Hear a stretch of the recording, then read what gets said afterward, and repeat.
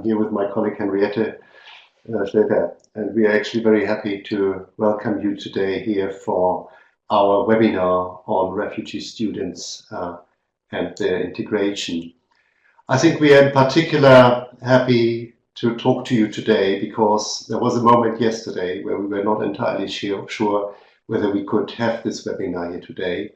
Many of you will have heard about the bombings that took place in Brussels yesterday, and we were very much relieved to learn that our colleagues here from Brussels that participate today here are well and alive. And we also hope that all who had planned to listen today can be here. But of course, it's not business as usual, and our thoughts are today with the victims and their relatives and friends. Having that said, I think it's even more important to get to our topic.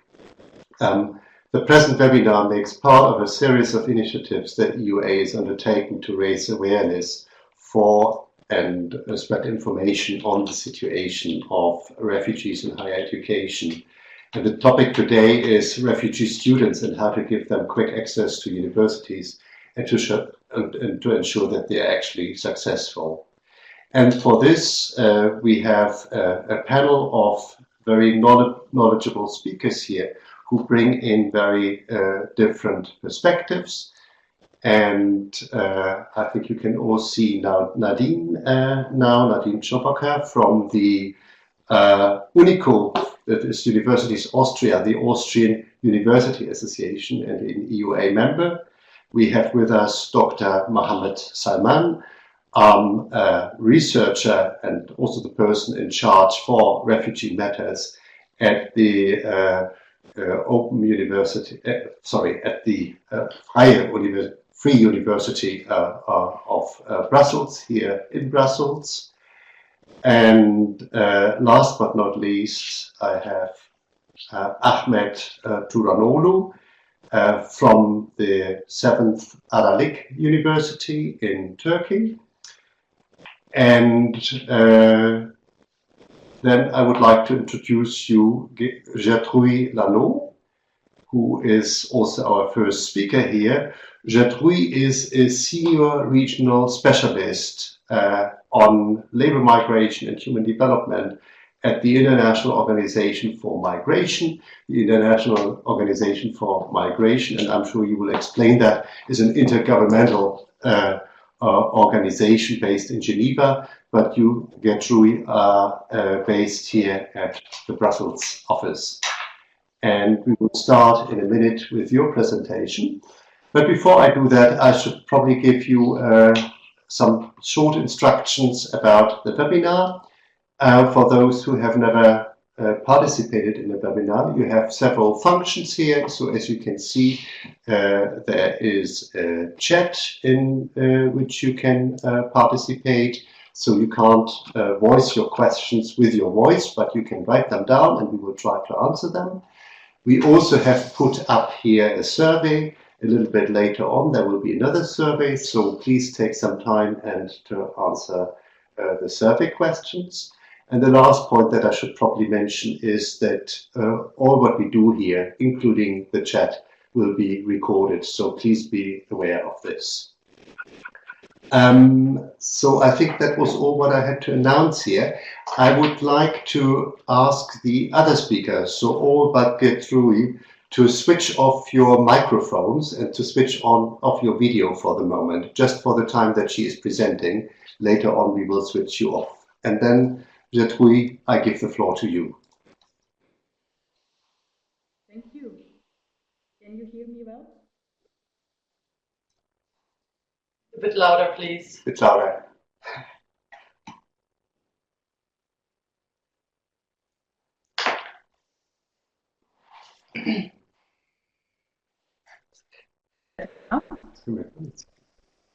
This is perfect. Yes, super. First of all, thank you for inviting me to this webinar.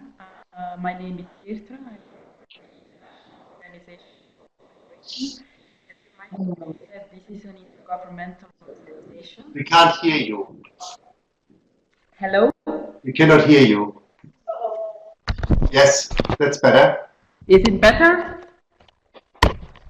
Hello? Yes. Yes, Okay, I will try to speak very loudly. So, my name is that's good. Yes. Geertrui for the International Organization for Migration. As you rightly said, this is an intergovernmental organization, so we have member states across Europe and across the world. Now, in this presentation, I would like to give first a brief overview of the main facts and figures regarding refugees and asylum applications in Europe, and then perhaps briefly mention also the question of integration and in particular access to higher education for refugees in Europe. Now, in terms of the number of asylum applications, we are all aware that, of course, the number of refugees arriving in Europe has increased a lot in the past months. I have here an overview of 2015. If we look at the total number of asylum applications, we see that this is more than 1,200,000 applications. This is more than double of what was received in 2014, where we had around 600,000 applications. In terms of the major countries of destination within the European Union, we see, of course, first and foremost, Germany, with more than 470,000 applications, Hungary, 170,000 applications, followed by Sweden, 160,000 asylum applications. Now, asylum applications means someone asked to be recognized as a refugee. It doesn't necessarily mean refugee status is granted. If we look at countries of origin, for example, Syria, which is the main country of origin for asylum applications being received in 2015 and 2016, we see that most of these people do receive refugee status. Only 2% are rejected. This is, of course, because these people have a well-founded fear of persecution. It's not necessarily so for example, asylum seekers that come from Africa, Nigeria, and other countries. Most of these are economic migrants and unfortunately don't necessarily receive a refugee status. Interesting here, when we look at the data, is that we can see also an overview of the age of these asylum seekers or refugees. We see that this is an extremely young population. The light blue are children under 18 years old, and we see that up to 30% are actually children. We can then see that in the age range between 18 and 34 years old, we have around 50%. So more than 80% of the refugees arriving in Europe are younger than 35. This is, of course, very relevant when you look at questions of higher education and access to education. When we look at the profile in terms of education of the asylum seekers, unfortunately, it's very difficult to find clear information. The only thing we have as for now is a forecast that was done by the German Federal Employment Agency. Their forecast says that 80% of the refugees do not have a formal education, which means that only 20% has a degree, either vocational training, 10%, or either higher education, academic degree, only 10%. Now, of course, if we take into account that this is a very young population, that even 30% are not even 18 years old, it is also logical that many of them don't have a degree yet, and it doesn't mean that they cannot get a degree. So for this, again, the question of access to higher education is very important one. Of course, everybody is quite concerned about how these refugees are going to integrate in our societies. This is also a concern of the refugees themselves. We see that some of them prefer to access right away the labor market. Sometimes this is also because of questions of financial means. Many of them left their families behind. Many of them have obligations, not only to sustain themselves, but also their families. So this is one of the choices that sometimes young people would rather go to work. Now, if we look at access to higher education, the question here of possibilities to obtain, for example, grants to study is important. Another obstacle refugees might face to access higher education is the fact that they may not necessarily have proof of their secondary education. So the question is also, how are we going to deal with recognition of qualifications? Let's say someone claims to have a first degree but cannot provide proof of this.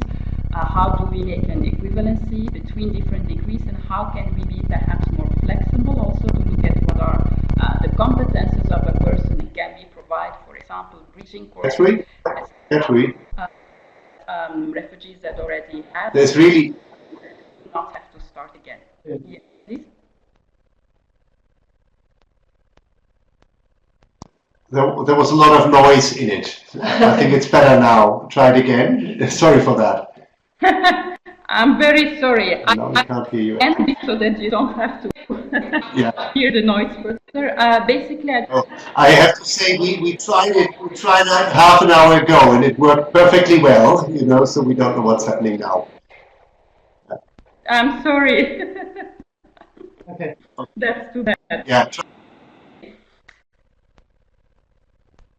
No, I just want to say that we really welcome the initiative to welcome refugees in European universities, and that we're also very much looking forward to hear from you and the other universities what is done or what can be done to enhance access to higher education and integration of refugees at higher education institutions in Europe. Thank you.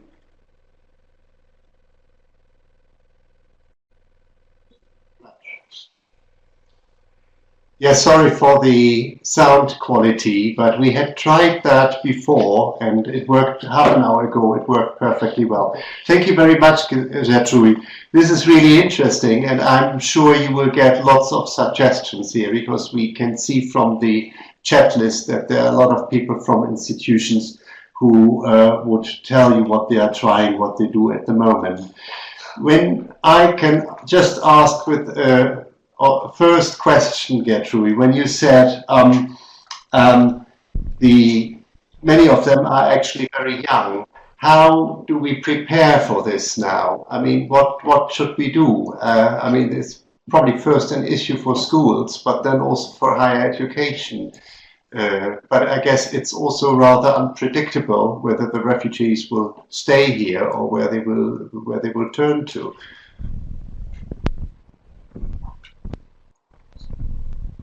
Okay, if you allow me, I'm going to try to make a fix if this works. Is it better like this? We try, yeah. No. Okay. Okay, good. Now, how do we prepare for this? I think, first of all, there is not enough information on the profile of the refugee. So I think already in an early stage of the asylum process, it's important to get more data on competences of the people. Do they have a degree? Do they not have a degree? Have they worked before? If so, in which sector? Do they want to study again? Do they want to work?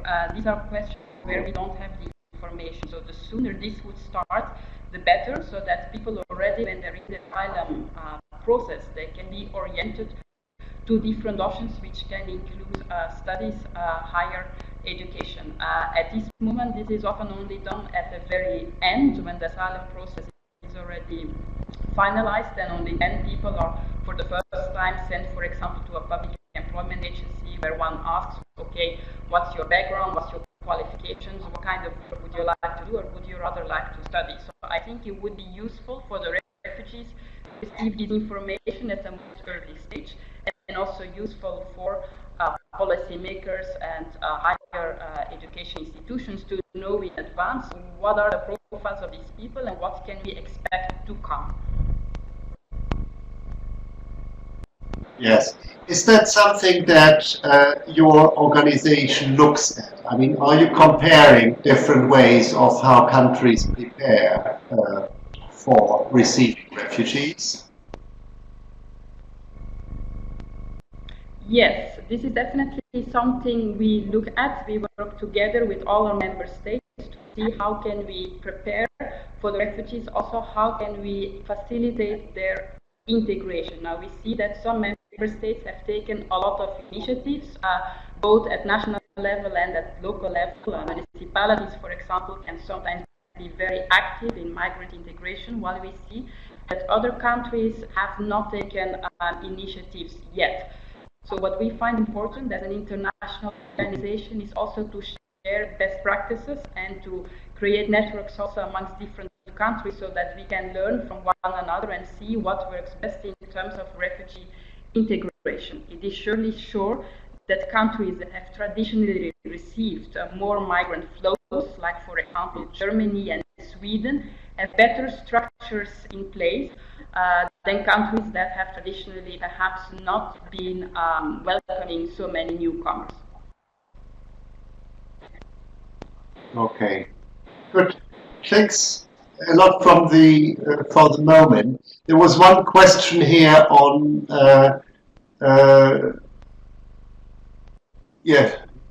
no, there was a demand actually whether we could make the presentations accessible, and yes, we will.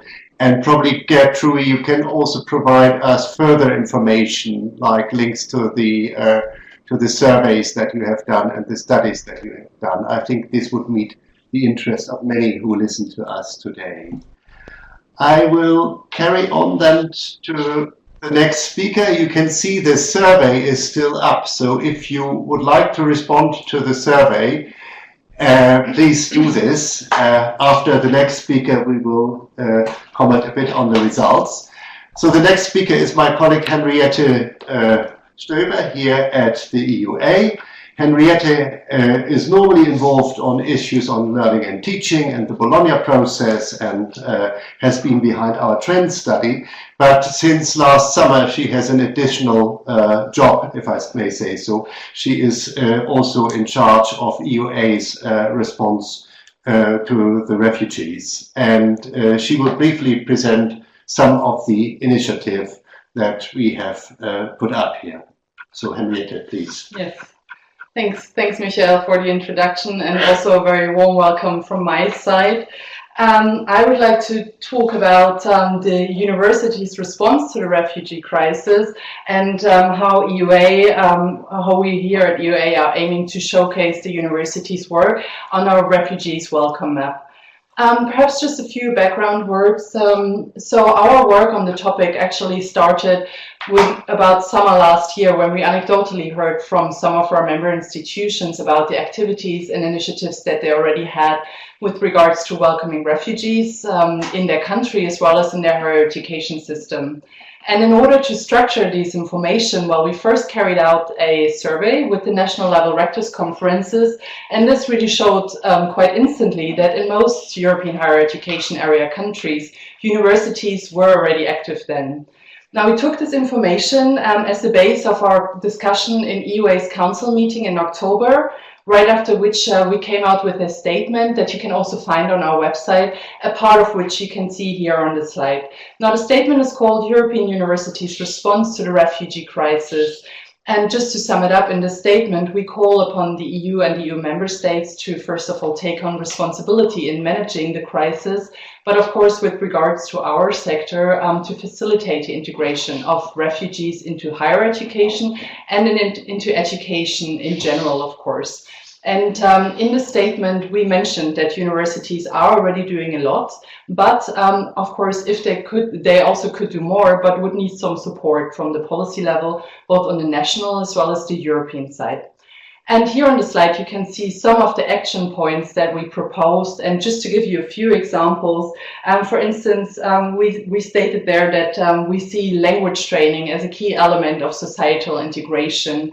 And also we called upon the policy level as well as the universities to provide access to higher education regardless of the formal refugee status. And another example that I would like to underline, also Geertrui already mentioned it in her presentation, was a very crucial item, namely the ensuring of flexible conditions for the recognition of diplomas held by refugees and persons in a refugee-like situation, along the lines of the Lisbon Recognition Convention, to which most of the EAGA countries are signatories. Okay, now, as I said at the beginning, there's many university activities going on, and as you have probably already heard about EUA's initiative called the Refugees Welcome Map. So in this Refugees Welcome Map, we collect information about universities' activities, and this is done over a small survey, which on average takes 5 to 10 minutes to complete. And actually here on the slide you see the link to the map, but also on this website you would find the survey, which continues to be open, by the way. Now in the map we currently have 190 or so contributions from 30 countries, and we launched it at the beginning of February, and this is what it looks like here. I would have loved to show you the interactive version on the website. Unfortunately, this was not technically possible. So I will work from now on with screenshots just to give you some examples of what it looks like and how it works. The aim of why we did this map campaign is already, I already said it, to showcase really what universities are doing. But also with this, we hope to inspire other universities and other actors to follow suit, but perhaps also to foster peer learning and collaboration in regions or in specific countries and so on. Yes, and the main feature is a database, and there's actually a couple of interactive features, and I would just like to point out a couple of them here. So for instance, we have this filter option, and so if you were to try and find our speakers of the webinar today, you could, for instance, look for their countries. So here, Austria, Belgium, Turkey. You could look for university initiatives, or perhaps just initiatives that are on the national or institutional level. But I think the most interesting feature here is this filtering by categories. So, for instance, if you were to click on access to higher education integration measures, which is our topics here today, and then click on the search button, it would then recreate the entire map, and you would only find the initiatives that are tagged with these type of categories.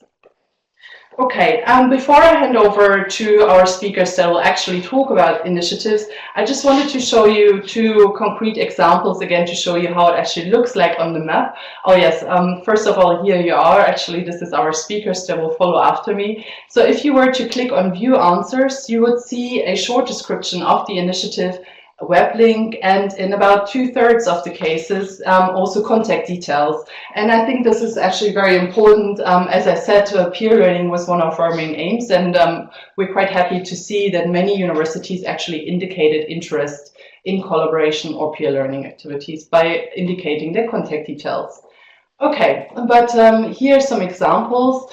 So, for instance, Central European University, which is an international institution based in Budapest in Hungary, they actually uploaded several of their initiatives already to our map. One of them is this Open Learning Initiative. Now here they offer weekend courses to asylum seekers and refugees that are based in Budapest and around Budapest. And this covers really language courses, for instance, English, but also some cultural and integration courses with regards to learning about Hungary, Hungarian culture. And what I found quite interesting, they also offer a human rights course where they teach the asylum seekers about their rights in Europe that they have under refugee status. And perhaps another example would be here, the University of Bremen. They actually quite early on indicated on a map that they are working together with other universities in Bremen to roll out a joint program where they are offering a preparatory course to facilitate access for potential refugee students that came to Bremen without any documentation or without any proof of prior learning, so that had recognition, that would end up having some recognition problems perhaps. And last but not least, Bremen also has another initiative which I would like to very briefly describe. It's called the InTouch Program, and this is well, technically, I would say we see this type of example quite often in Germany and also in other countries. And in German, it would mean Gasthörer. So refugees and asylum seekers can actually come to the university and just sit in and listen and participate in courses without initially gaining credits, but in some cases perhaps receiving a certificate and so on. And I would like to quote one of the sentences that they put on our map, which is that InTouch provides a change to your daily routine and a piece of normality. Oops, sorry. And I thought this was quite a nice example, because as Geertrui already showed in her presentation, in Germany we do see quite a few, quite a high number of refugees arriving, and the waiting time in the reception centers is quite high to actually arrive at a formal asylum seeker or refugee status that would qualify you to apply to university, to attend courses and so on. So what the University of Bremen and many others are actually doing here is to just engage with the people in the reception centers, to let them have a piece of normal student life at a German university. Okay, and just to close here again, I would like to underline that our survey continues to be open, and if you have not yet done so, then we would very much welcome your input to our Refugees Welcome campaign. Okay, thank you.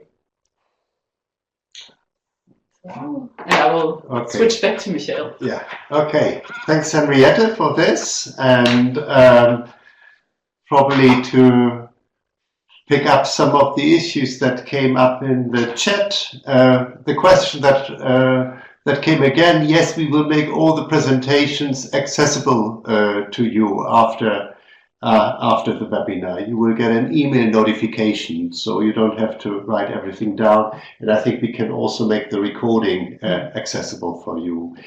Then secondly, as there was somebody looking for partners for a project on refugees, that was Metin from Turkey. I mean, one way of doing that is, of course, you could send it to us and we can try to forward it. But you can also go on the refugee welcome map that Henriette just presented and seek actively for partners or post your initiative there. Institutions which are on the map, they have signaled whether they look for further partnership. So we would invite all of you to get actually on the map and report there the kind of activities that you do. As there was a question from Marty where Norway is on the map, it was probably not visible in the part of the map that Henriette showed. But when you go to the real map online, you will see it's not a European map, it's a world map. So we welcome contributions from everywhere in the world. And we have, in fact, some in the United States and in Australia as well. Not so many yet from the Middle East.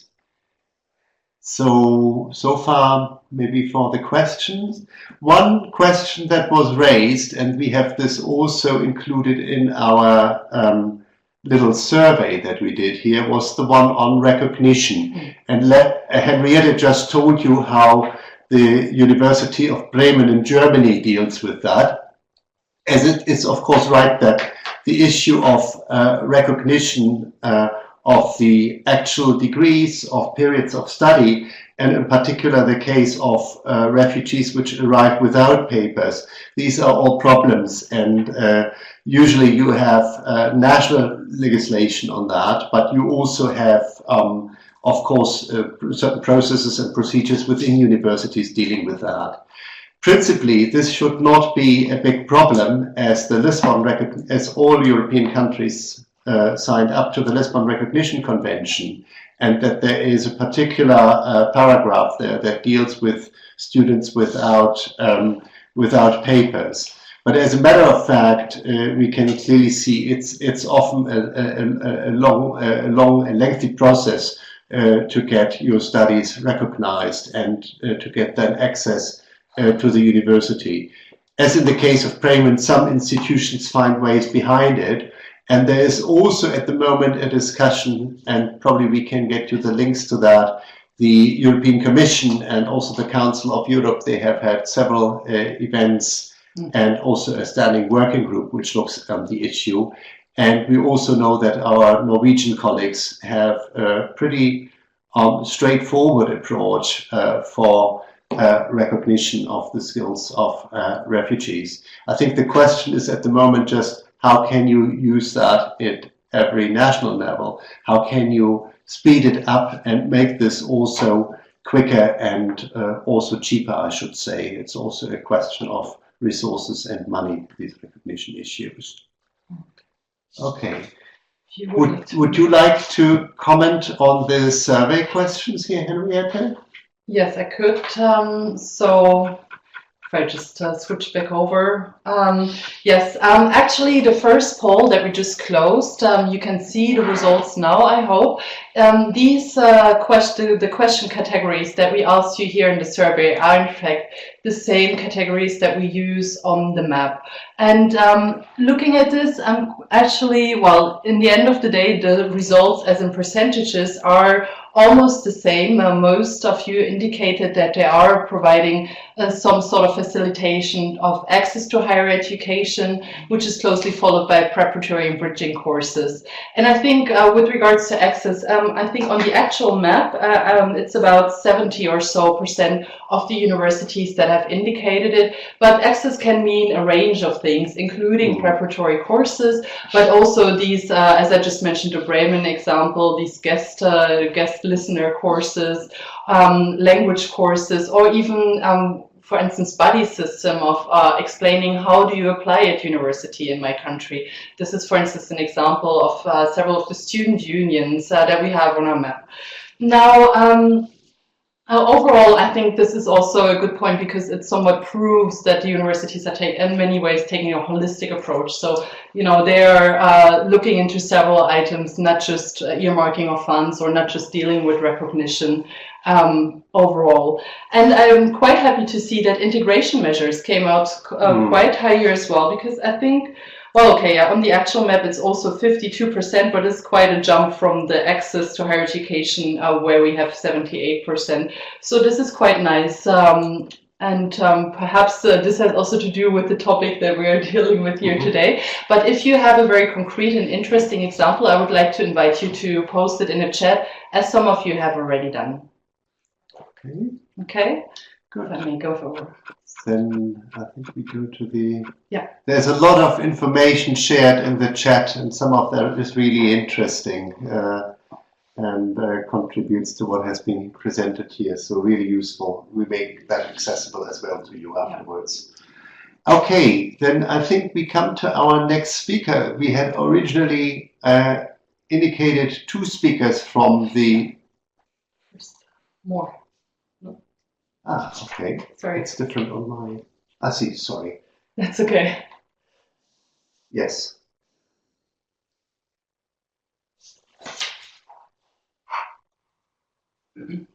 Okay, so sorry, yeah, that was my mistake. So we first come to the presentation from the UNIKO, from the Austrian University Association, a member of EUA, and Nadine is going to present the MORE initiative. This is I would say, a very special initiative, looking at the many initiatives that we have seen. We get a lot of response from universities, but so far there have been only a few rectors conferences. I think I know only about 2, the one in Austria and in the Netherlands, which have had, and in Germany, of course, which have a very concerted approach towards the issue. And Nadine will tell us more about it. Okay, I'll start. Can you hear me? Yes. Yes, fantastic. Yes. As Michi was saying, my name is Nadine. I work for Universities Austria. We are an association of 21 Austrian universities. And actually, all of these universities have an initiative together. It's called MORE, and is an offer for refugees by Austrian universities. And we started last September, officially kicked it off in October. And then, like, within first, not all universities were participating, but now really all of our members are participating in the initiative. So why do we do that? Let me see, wait, I'll just go one in my slide. This is Austria. These are where you can find Austrian universities. So there are 7.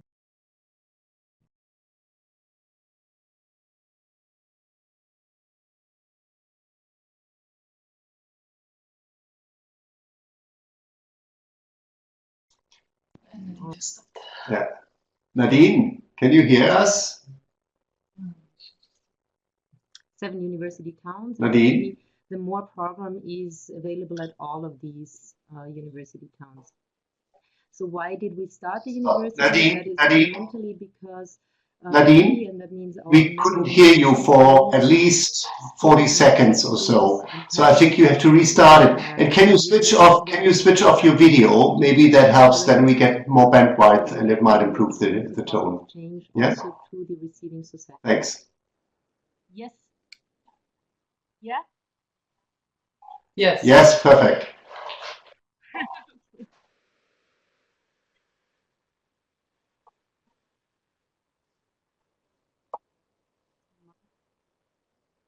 One second. Okay, does the audio work? Oh, yes. As you can see also on the slide, this is sort of why did we do this initiative, or why do universities engage in refugee crisis? First of all, we have to say that yes, Universities Austria coordinates it, but already in summer 2015, a lot of the individual universities started having programs for the refugees. And that is because they and we believe that the refugees have a lot of skills and talent and knowledge that, if they are successfully integrated, can make a positive change to also receiving societies.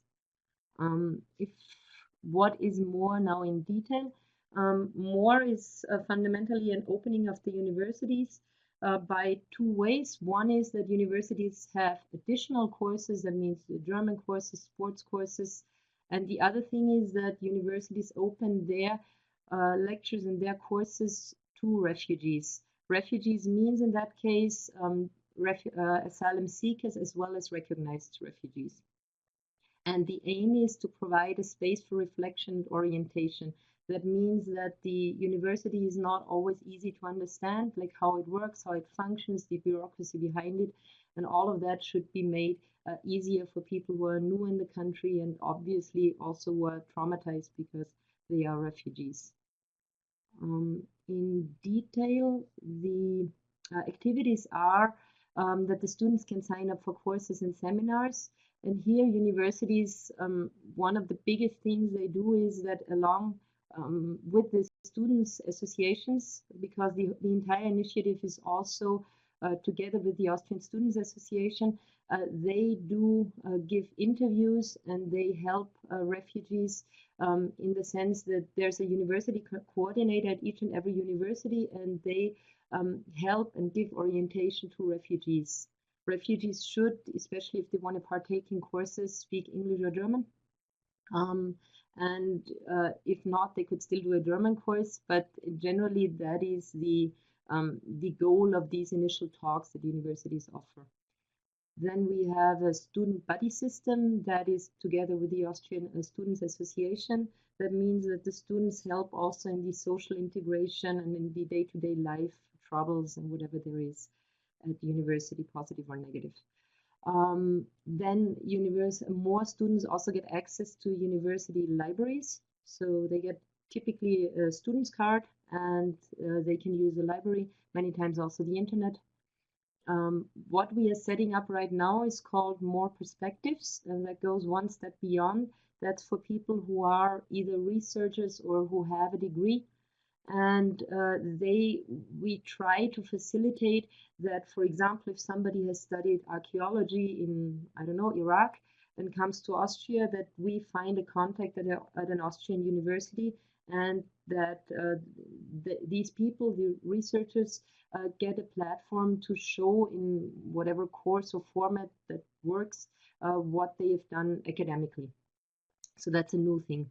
And in addition to all of that, the universities offer like many other things such as courses, exhibitions of all kinds, social gatherings, and they also very importantly give support to volunteers, which means people who want to, for example, many Austrians give language training but are not trained teachers. So the University of Vienna, for example, they offer trainings for people who want to help. Well, thanks so much, Nadine. That was very comprehensive, and it's, as you showed, not only an initiative for students, but also for researchers, that also benefits researchers. You didn't mention the recognition issue. Is that not a problem in Austria?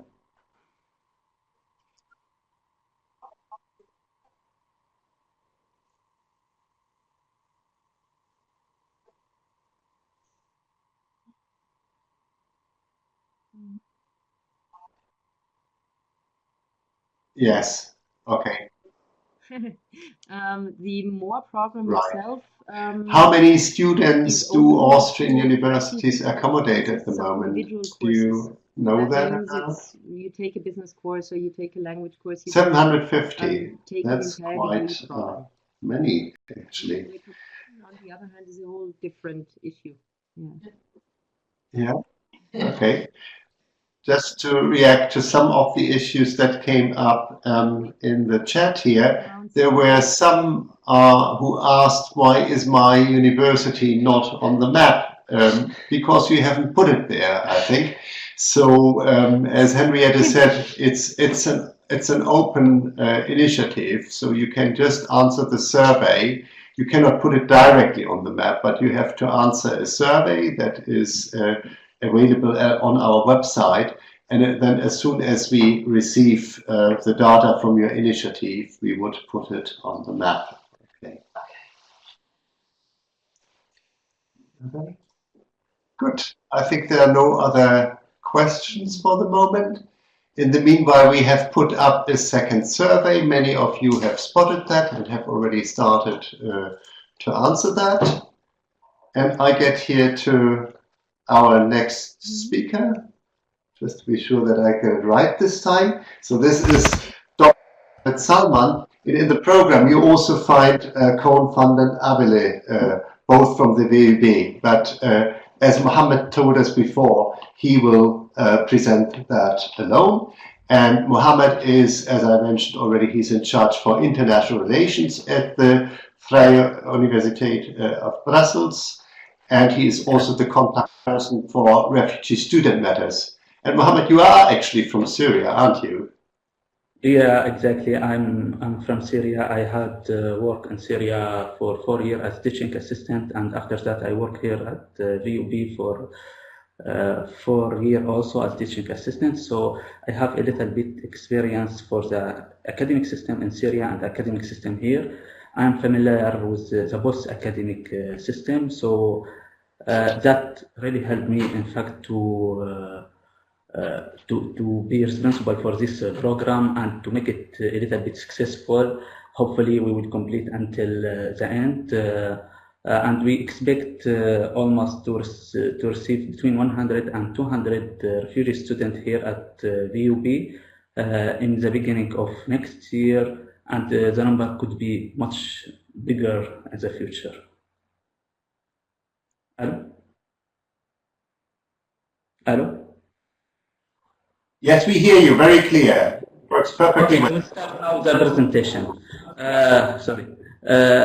We are at VUB. We start this program. We are not the biggest university in Belgium, but we start the biggest academic program to support the integration of refugees in Belgium.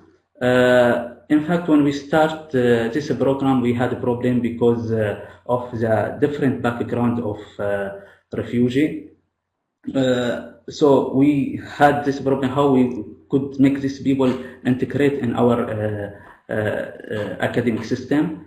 So for that we create special program for this student to register. It's a little bit different from normal student. In this program we focus about these refugees. They have different background, first of all, and they are from different situations. So some of these student refugee, they start his university study, but he didn't complete. He is the first year, the second year, maybe the third year. Some of them, they had the bachelor already. Some of them, they start master and they didn't complete. Some of them, they have master, but they would like to start another master. So we create special website at VUB for this student to register. Just a moment. Okay. You can find this website directly in the homepage of VUB. You can find here bottom for our program. It's Welcome Student Refugee Program. If you click on this button directly, you can enter for the program. You can find some information about this program and some information about the bachelor and the master that could be registered for the refugee student. Here you can find the email contact for me and the telephone number, and direct you can find the registration online. If you click about this button, you can enter directly, or for student refugee can enter directly for the program and could put their information, personal information and academic information. And here directly I will receive email with all the data. And here I just will explain how it's work inside the university. We have some experience. I would like to share this experience with another university who would like to start something similar. First of all, I received this application, and after that I analyze the documents, and after that, if it's necessary, but in general I do it, I ask this student to come for interview. I meet this student, I speak with them, I give them some advice, I get their idea, I know something about their background more. I check more their documents, and after that I give recommendation for them and for VUB. For this recommendation is kind of pre-screen. After that I collect all the file for each faculty. For example, for law faculty I collect all the file for it, and I go to head of a program in this faculty. I speak with him for possibility for this student, how we could help them, how they could start. For example, for the law here in Belgium is different from the law in Syria or in Iraq. For student, he get a bachelor in law. He cannot start directly master here. He should just follow, let's say, 7 subjects here at VUB as pre-master here, and after that he can enter in master. Of course, after this analyzing, we offer for this student documents. And these documents, he could use it when he registers as normal student, and he could put it in extra documents. Of course, these extra documents make him viable directly to enter to our system as normal European student. Of course, European students, they have some system that included, for example, credits and something like that, but in the academic system in Syria or Iraq or the area of Middle East, there is no this system. So in these extra documents, we offer something to make him similar for the system here. After that, this student should do a language exam. And in this exam, if they succeed directly or if they have already certificate of language like IELTS or TOEFL, they can directly start in October 2016. If they don't have it, we offer for them here at VUB language course, either in Dutch or in English, depending on which language they will study in their program. If they succeed in or if they get the level of language before the October, they can start in October. If not, we offer for them another chance to start in February or in September next year. Of course, in this program, we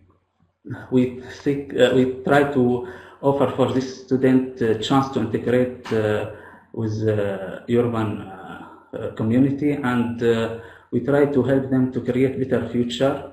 And moreover, this program could help this student to create better future and could help this the economic here in Europe to improve to be improved. For example, this student, when they get this certificate from here, it's more likely to find work here in Europe as they have certificate from university in Europe. And here just I would like to speak a little bit about another program from European Commission. They asked me to present it because they didn't have chance to do that. This program is scientific for refugee. It starts also as an European Commission. We try to work with them to improve this program. And this program is try to help this refugee with high education background to find work. Exactly, this program asks this refugee to download their CV directly in the website and create kind of contact between this student or this refugee and the company in Europe. So this company could be access for this CV and study this CV if they need it to be employer at their organization. And here you can find all the address of this website, and you can find also the email for contact for this program. Thank you. Hello? Hello. Yes. Thank you very much, Mohammad. It was a very clear overview.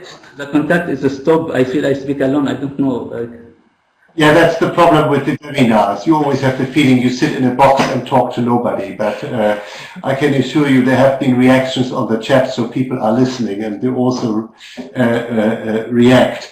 So, and one of the questions that we got here from the chat is, what do you mean when you say an accepted asylum status at the BUB? What does that mean? In fact, we offer this program for all refugees, but this refugee should be recognized as refugee. I mean, we accept all refugees who recognized. Some people, they came to us, they didn't recognize as refugee. Of course, welcome, and we would like to help you. But some of them, we are not sure they are refugee. So I received, I received some application from some students from some country. They pretend they are Syrian, but they are not Syrian. I know that, and I feel they will not accept them, and they will be not recognized. So for these people, I cannot say I accept you because you are. I ask them kindly to register as normal student, not to take place of refugee. Right. So what it means that they have to be recognized somewhere in the European Union or in Belgium, actually, as refugees, in order that you can accept them. Until now, we start this program. We focus about refugee recognized in Belgium. In Belgium, we have more than 35,000.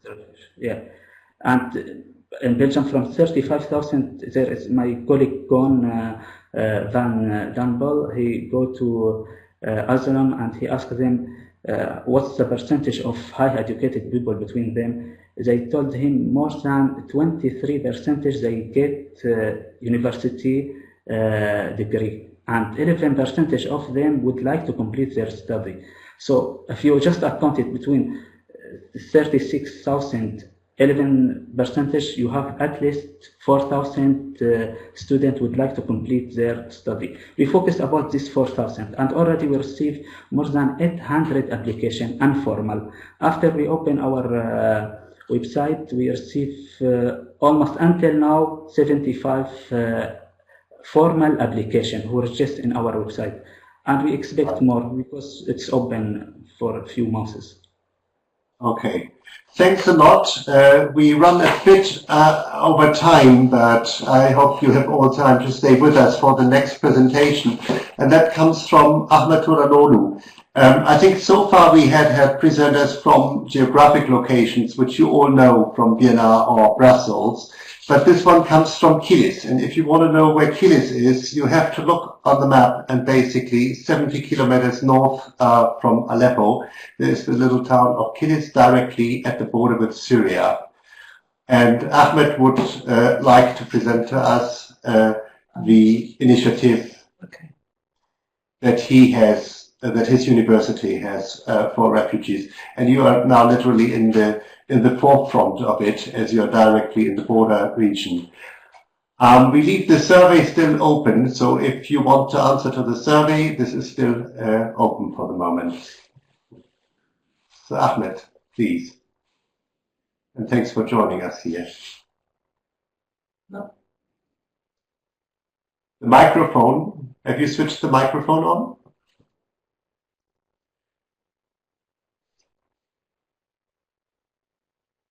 Hello? No, we can't hear you. I think your microphone is not on.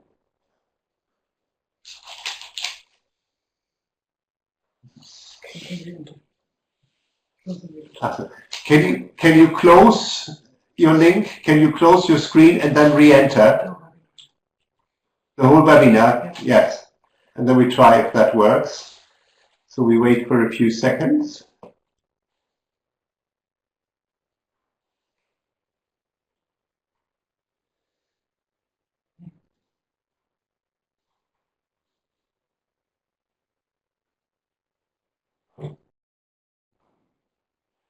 There's the question, one more on recognition. In the meanwhile, I'm looking at the chat, whether there is an overview on the legal framework regarding refugees in and how they enroll into universities in the different European countries. We don't know about it. If anybody has it, then let us know. I think the European Commission is working on something like that, but we haven't seen it yet. Yeah, but I think that would indeed be useful to learn more about the rules and procedures in the different countries. Okay, Ahmet, we can see you now. I hope we can hear you as well. Can you hear me? No. Yes. Super. Good. Hello. We can hear you. Yes. Good. Sorry. Thank you for hosting me to the program. Actually, this is my first experience to attend such a program. So I am Ahmet Turanoglu. I am working this University. I am working in International Relations Office. I just the person in charge to fill this. Can you speak a little bit louder or get closer to the microphone? Okay. Hello. Can you hear me now well? Hello. Yeah, that's better. Yes. Thank you.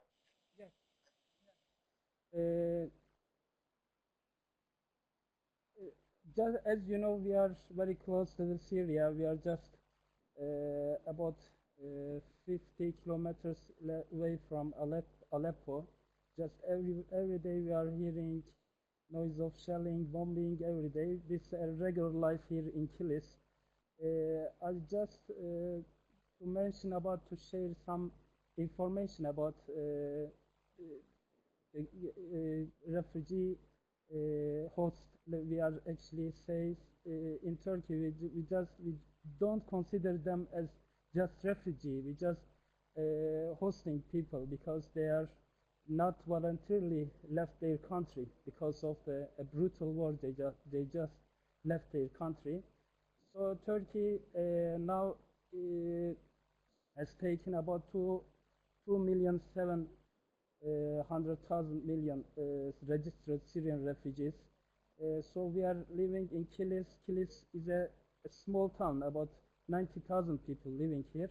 But the number of refugees has already outnumbered the Kilis population. So we are now living with about 1,200 people. Can you try to increase the voice a little bit more? Yeah, a little bit louder. Yeah, what? Can you hear me now well? Hello? A bit more. What about now? Yeah, I think that. Let's try. It's now fine? I think that's okay. Yeah. Sorry. Good. Yeah. Here in Kilis, we have two refugee camps, Öncepınar and Abeele. Population is about 40,000. The others, 80,000 people living in the city center. Turkey has established a strong asylum framework. So, for example, Directorate of General Migration Management is registering Syrian refugees, and at the same time they are cooperating with other institutions, not there just for their own institution. They are getting the registration. Also, disaster and emergency management presidency is also another important institution to tackle with the refugees. I would like to also mention about the Turkish government has recently nominated Kilis for the Nobel Peace Prize. As I mentioned before, this refugee people has already outnumbered their own Kilis population. So this is, I think, should be, how can I say, an honor for a city, for a country. Hello? Can you hear me well? Yes, we hear you. Yes. Yeah. About Kilis University, the university is founded in 2007, and we have 6 faculties, 2 colleges, 2 vocational schools, 3 institutions, and research centers, 8 research centers. So the number of the students is 9,000 students, 450 international students we have. We have 275 Syrian students in various level of education. Also, we have assigned Syrian academicians in different educational fields. So I would like to briefly mention about what we are doing. A small university, as you know, the city is small, our university is newly established. So we would like to aware our students or community about this problem. So as you know, as you see in the picture, our students have initiated some activities for the refugee students. All these you have seen in the picture, all these students are orphan students. We are collaborating with kindergartens and elementary schools in order to give some a kind of fresh air to these students. You see in the picture, our students have organized a lunch meal together. They are with these children. So also our university is quite open to activities of Syrian refugees. For example, here a Syrian IBA theater group performed a play. So it is performed in the university hall, conference hall. This is not just the only activity we have held. So Syrian communities, whenever they ask to help some activities, some musical and intellectual activities, we are very open to host them at the university facilities. Also, we have some or some departments have their own projects. For example, in our university, we have Arabic language department. So our students have conducted a project calling Learning Through Experience. So throughout this project, they visited refugee camps, held activities for refugee students.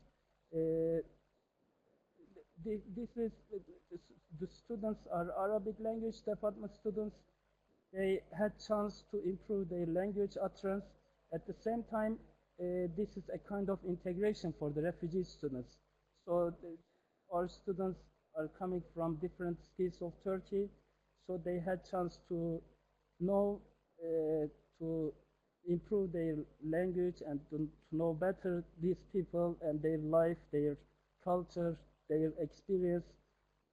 So this is another project is being done by our students. Also, we are regularly holding visits to the refugee camps. As I said before, in Kilis there are 2 refugee camps.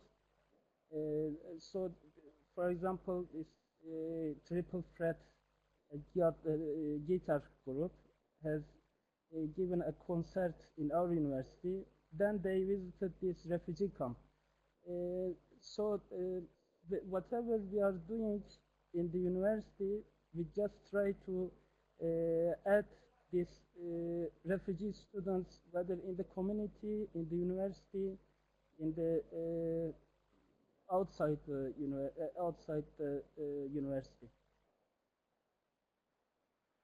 Also, our students have to take some course in order to graduate.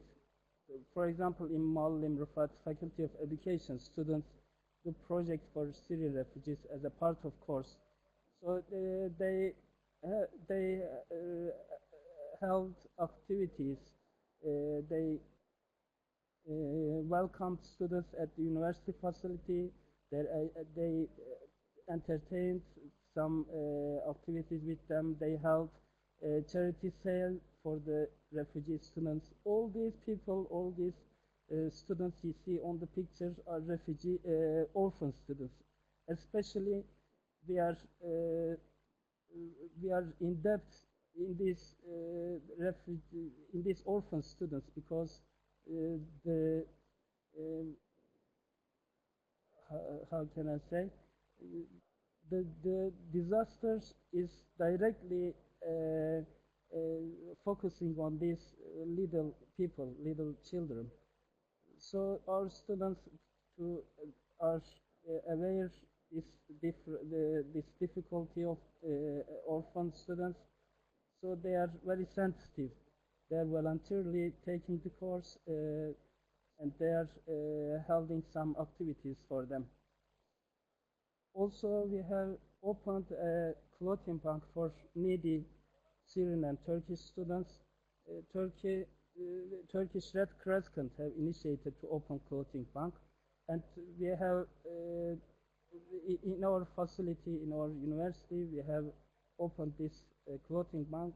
We supply clothes in the seasonal time, so they can get free clothes here in clothing bank. Also, our university has signed a protocol with Presidency for Turks and Abroad and related communities. In this course, we are offering free Turkish courses for 8 months. From A level, about 5, it includes 5 level. They can professionally, after this course, they can professionally follow the courses in Turkish. Actually, in our university, we are teaching in Turkish language. So some of our students are having difficulty to express themselves in the Turkish language. So we are regularly holding Turkish classes. Also, I would like to mention about we are totally free. Our university is totally free for Syrian students, same as Turkish students. For example, if they have studied their university in Syria, they can have access to continue their degree in our university. That means we are fully recognizing their courses. Also, I would like to mention about some points our Turkish students complaining about. Maybe some students complain that they have to actually in Turkey educational system, Turkish students have to pass university entrance exam in order to access university. But this is not the case for the Syrians. Truly to say, they can access university much easier than Turkish students. So some Turkish students are complaining about that. Also, Turkish government is providing scholarship, about 1,200 Turkish lira scholarship to Syrian students. Comparing with the Turkish students, this is triple scholarship. Actually, Turkish students get 400 Turkish lira for scholarship, but the Syrians are getting 1,200 Turkish lira.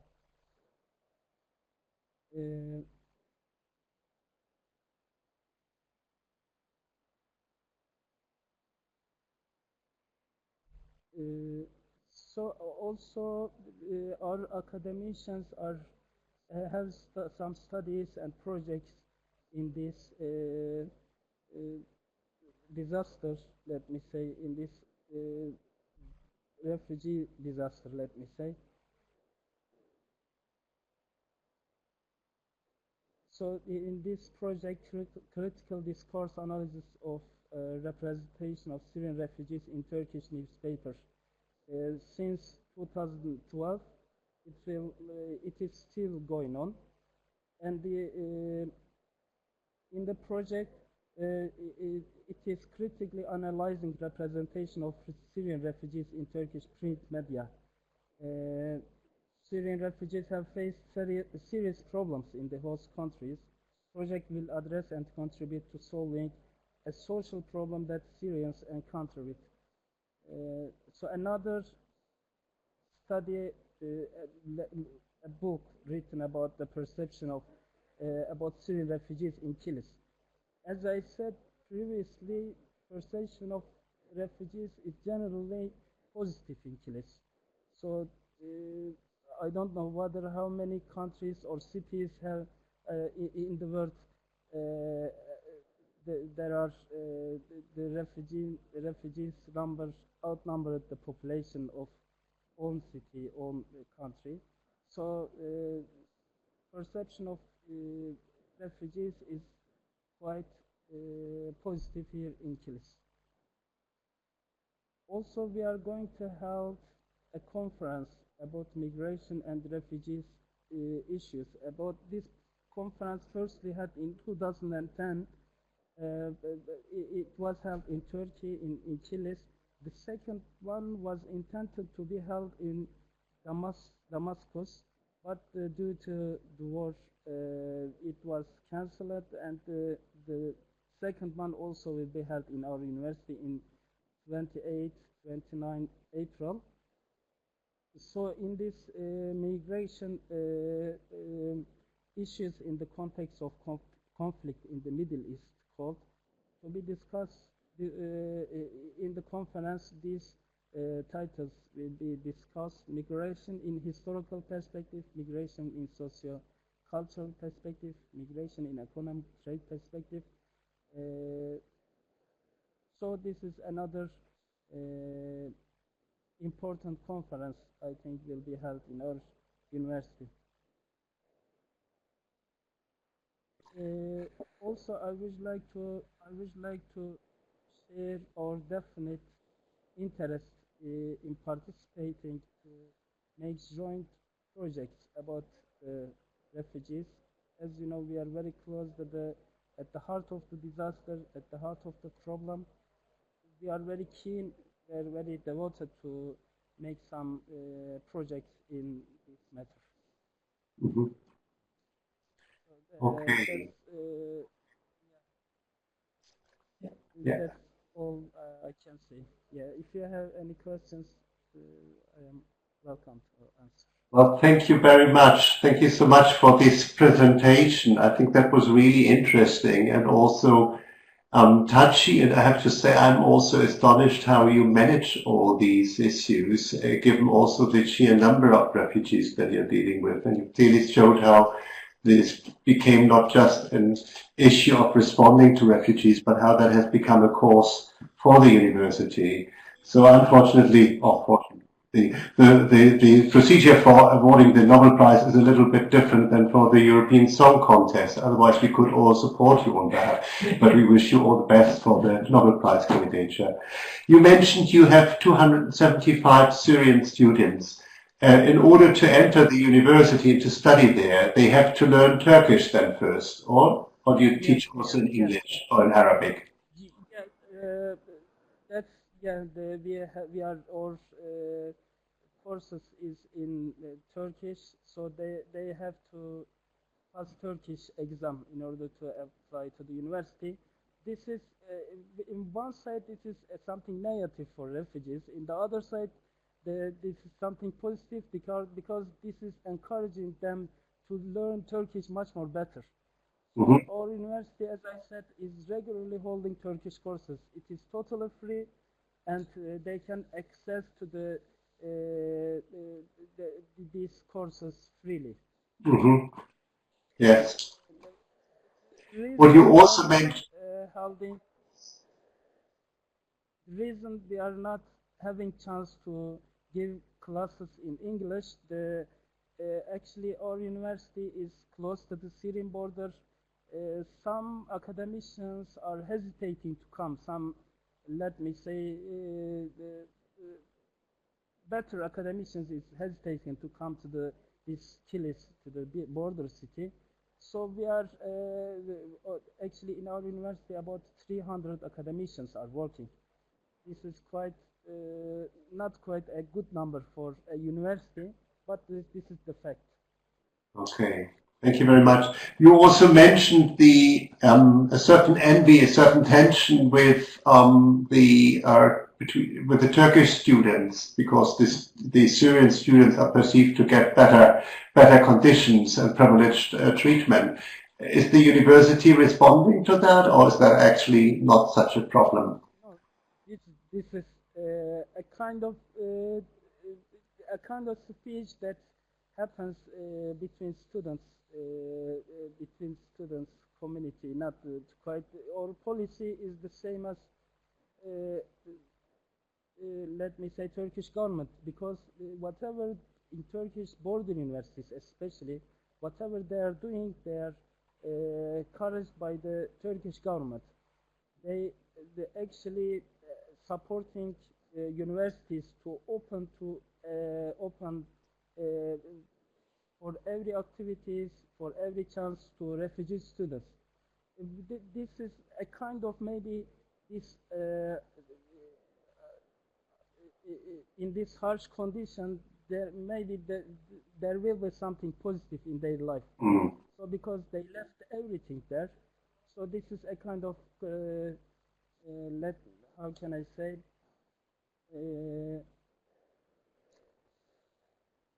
A kind of recompensation. Yeah. Yes. No. Yes. Thank you very much once again, and this is really impressive. And as I can see from the chat, you got a lot of admiration there, and I wouldn't be surprised if you get some extra participants for your conference. Probably I ask the other speakers now to switch on their microphones and their cameras again, and then we could have a short final round. And we can also look at the results of the second survey that we have done.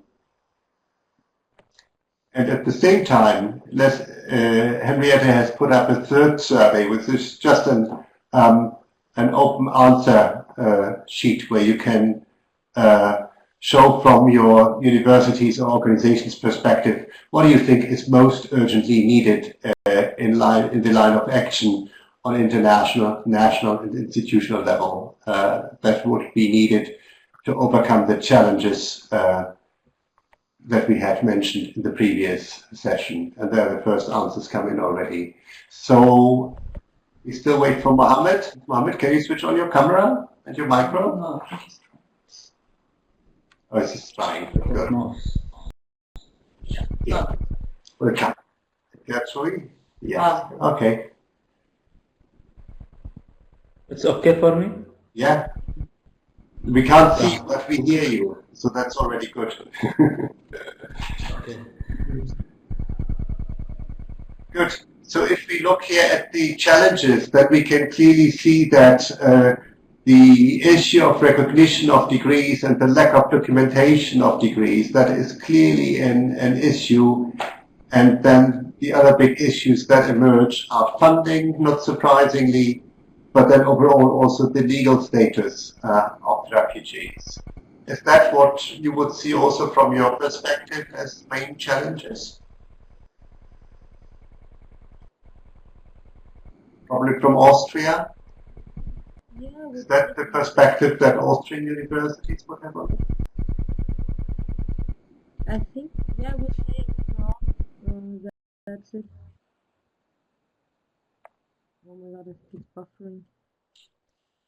I mean, obviously, what the students would need most is financial support, like, because sometimes, especially if they are asylum seekers, still in Austria they get about 40 euros per month as a Taschengeld, like whatever money they could spend, and only the travel costs to get public transport tickets is much higher. So it sometimes comes down to very basic things that the refugees would need in order to be able to study.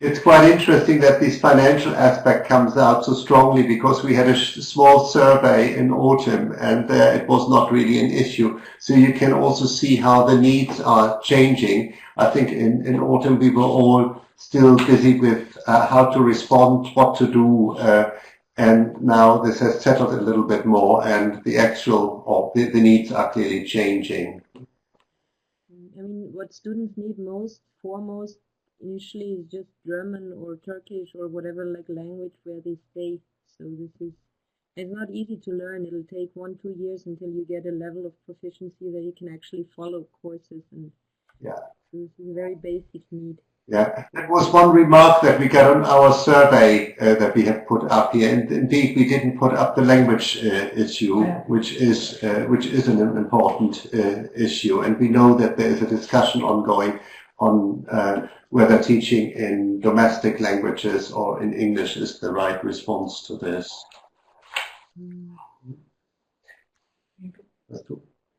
And from the Mohammad, we still can't see you, but we can hear you. Any response to the issue? I try to make it, but I don't know. It's not working. It's okay.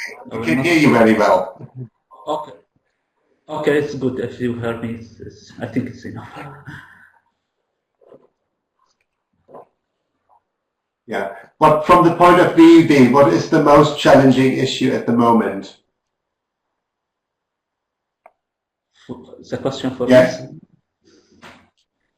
The most important now, I think I explained something about the recognition, the degree, and it's my work. And I think the challenge for us, all of us, to work together, to share the experience. This is what we did with European Commission, for example. They asked us how you get all of this number of students, how you did that. We went to them, I and my colleague Koen, and we speak with them to improve their website, and that gave them good results. I think my colleague also, Angela from European Commission, she could explain what's happened with them and how the number of students increased a lot after they improve their website. I think share the experience is the most important thing for all of us. It's not a bad idea, I think, to contact each other, even in private or individually, not necessarily in web seminar. This is what I think. I think it's very important for us to speak what we did, what we could do also additionally. Yeah. I think that came out quite clearly also from the chat, that there is a need for sharing information, and probably in a much more targeted way than it is done before. There was somebody asked, is there at national level a kind of guide for refugees, how you can provide information? Or I think also, Mohammad, when you explained the process that you have inside the institution, I'm sure many institutions develop that in one or the other way, but the question is, does every institution has to reinvent the wheel, or is there something that could be shared? And we know that this is discussed in some countries. If I ask Geertrui, I mean, looking at the many things that have been shared here, did this give you an answer to some of the points that you made in your introduction when you said you need to learn more from the sector, actually? No, I think Exactly what done already by the university. We can't hear you, Geertrui. Can you hear me? No. Can you switch off your camera? Yeah, now we hear I you. switch it off. I think if you switch, you have to switch off your camera. Yeah, just the camera, not the audio. Sorry for that. Yes, is it good now? Yeah, yeah, it's perfect. Yeah. No, I just wanted to say that it's encouraging to hear all these initiatives that have been taken by different universities. Now, I see that in the poll, the most challenging aspect is still the recognition of degrees. I definitely agree with that. It's challenging for the universities, but also challenging for the refugee who sometimes has to wait for a year and go through very complicated processes to get his degree recognized. I just wanted to share with you that there is a publication done by the IOM LINET. LINET is an independent network of labor migration and integration experts. And there is a publication, a study basically, on the recognition of qualifications of migrants in the EU. So it looks at practices in the EU member states, but then it also analyzes some of the best practices in non-EU countries, and it comes up with a number also of interesting recommendations. So I'm happy to share this with you. Perhaps this can give food for thought on how we can tackle this challenge of the recognition of degrees. Okay, we are looking very much forward to that. So if you can send us the link or put it in the chat now. And we hope this publication also includes Turkey, because we saw that there is a lot to learn from our colleagues in Turkey.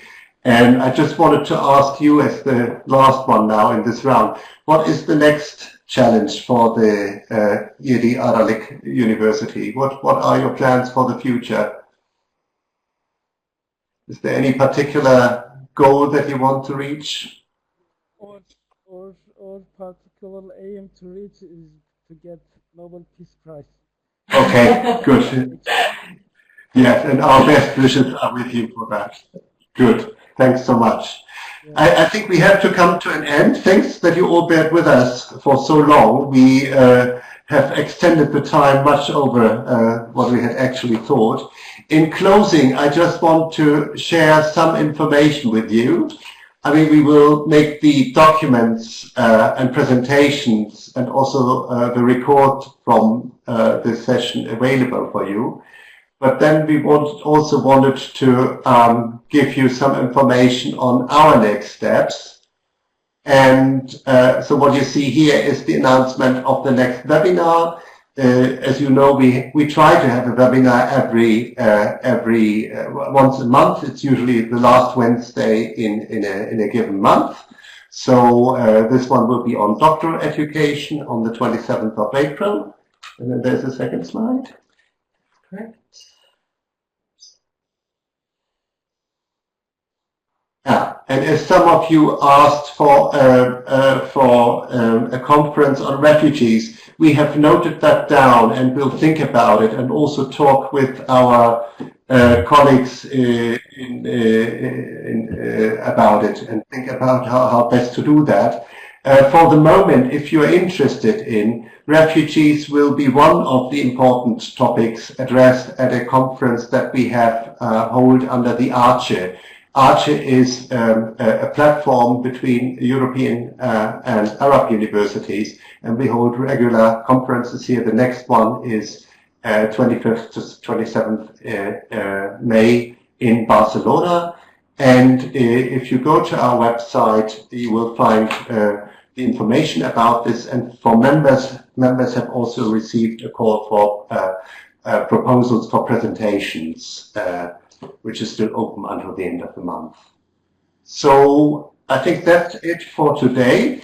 Thanks once again to all the speakers. Thanks to all of you that you have participated so actively in the chat, and looking forward to hear more from you. So long. Have a good afternoon. Bye-bye.